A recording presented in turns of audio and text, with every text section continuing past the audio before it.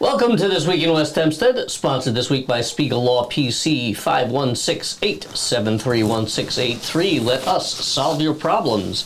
And by Tiffany Dry Cleaners, pickup and delivery in West Hempstead and surrounding communities, 718-309-5222. And by IMD Glot Market, 327 Hempstead Avenue, for all of your shopping needs. Here are your hosts, David and Norm. Take it away, gentlemen. All right, thank you, Dan. And hey, Norm. Springtime in West Hempstead. Yeah, 55 degrees. And, so the school district. Big money. Yeah, there was an article earlier this week. There was $69 million that the New York State had for, I don't know, grant money or some money they received from the federal government, I believe. Okay, some money from the federal government. And of that $69 million, West Hempstead School District got $1.6 million, which is great. I mean, more money for the school district means, more money for the kids and better education. Good place right, to Dan? Isn't that... Well, this is the interesting piece of this. Obviously, we know people will have opinions about how the district spends its money. Of course, when it's coming in a grant like this, you just got to spend it how they want it. The grant is officially called, let me get the name of this right, the Stronger Connections Grant Program. And the superintendent of the district, Dan Raymond, said that the money is going to be used for chronic absenteeism. Truancy? Truancy seems to be the case. I'll call what is this... it, the Little Rascals? Truancy? Maybe it is. But he said, and I quote out of the Newsday thing, "We recognize chronic absenteeism as a problem. We recognize there's still work that we could do on social emotional learning. We don't have the resources available to us." Sorry, we didn't have the resources available. "The grant will allow the district to," as he says, "hire people that we wouldn't want to normally hire if we didn't have the funding." I have no idea what that means. I would hope that an educator, frankly, would be a little clearer about this. I'm really not sure what we're going to spend $1.6 million on here. Well, obviously they're going to go to people's houses and find out why the kid's not in school. Or we're hiring people that we don't necessarily want. Or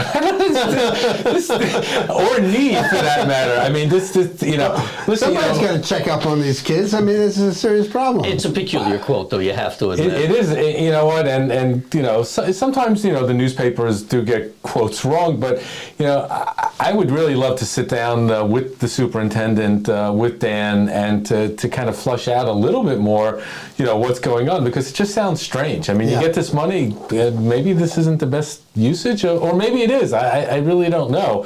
But wow. Yeah, the thing with these grants usually is they're very limited in what you can do with them, right? If the government gives you the money, you're only allowed to use it for X purposes.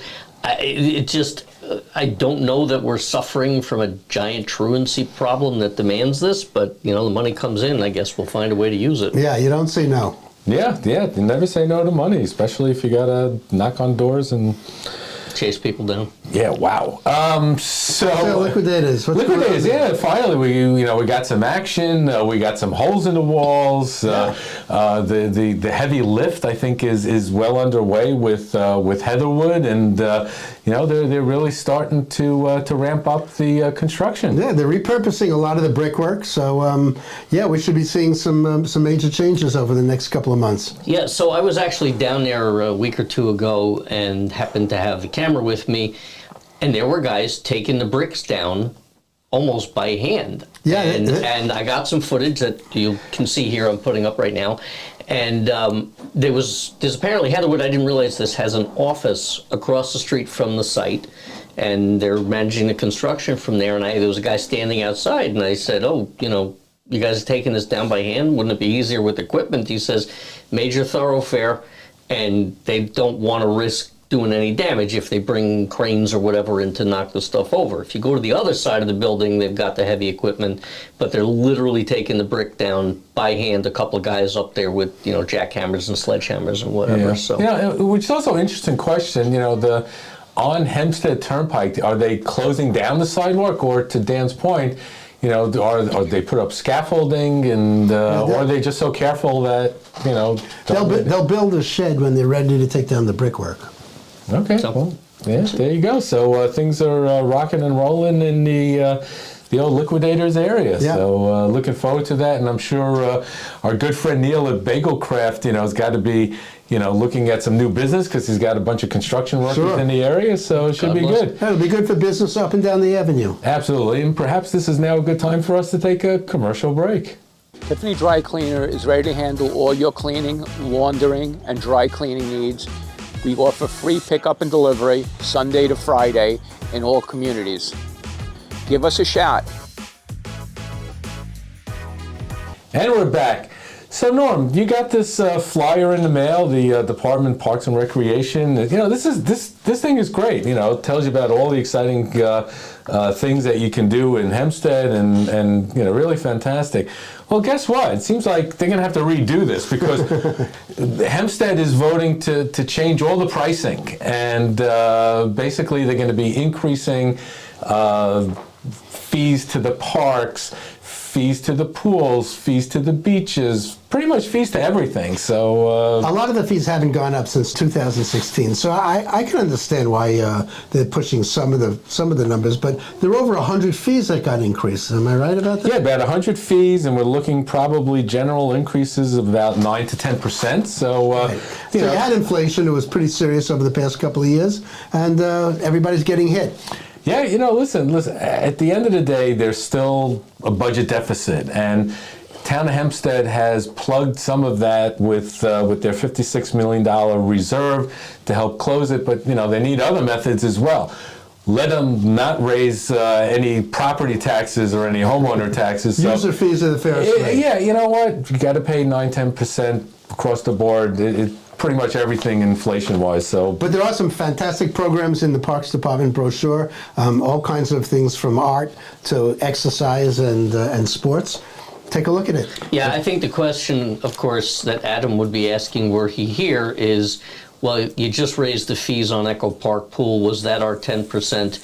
Or are they now going to further add a 10% onto that? And I have to imagine there'll be some unhappiness if that kicks in right after this other increase. My guess will be they're going to add on top of, because this is all new. And we all know that they got soap in the locker room. So how are you going to pay for that soap unless you raise the fees? No. Anyway, the Rams basketball, they keep rolling, or dribbling, I should say. Dan, what's the story? All right, not entirely rolling. The last game was, I think, last Friday night. It was at Wheatley. The close fought loss, but they did win the game before at Carl Place. Overall, 11-4 are the varsity Rams high school basketball team. There are apparently like 9 conferences in Nassau County. I didn't even know this. They're 6-3 in the conference, so things looking pretty good for the Rams team. Yeah, and they got some great ball players, and go out and support your local basketball team. And usual, Norm, we got some flyers that they keep coming through the mail. What do we got this week? So this week they're announcing again Lower Your Property Seminar. This coming week is going to be in West Hempstead at Echo Park. It's on February 2nd at 2 p.m. If you're around during the day, definitely worthwhile doing. This one I can't for the life of me understand. The town supervisor, Don Clavin, and the town clerk, Kate Murray, are inviting everybody, married couples. You're invited to Valentine's Day vow renewals. It's a program in Baldwin in which you renew your vows. How much should we pay for this flyer to go out to renew our vows? I don't know. I don't get this at all. February 14th, 11 a.m. to 2 p.m. It takes 3 hours to get your vows renewed. At Coral House at 20 Milburn Avenue in Baldwin. Limited appointments. You have to make a reservation. Oh, who cares? You know what? If you're married already, just stay married. Why are we doing this? I can't personally imagine a more romantic opportunity than to have your vows renewed hanging around with Kate Murray and Don Clayton. How much more appealing could it be to show your love for your spouse than hanging out with them? Save yourself the trip. Get some flowers. Great idea, Norm. And that's it for the week. Thank you, Dan. Thank you, Norm. And we'll join you next week in another riveting episode of This Week in West Hempstead. Have a great week. Thanks for watching, everybody. If you'd like to sponsor our program, much like Spiegel Law PC, Tiffany Dry Cleaners, and IND Glot Market, please reach out to us at sales@westhempsteadecho.com.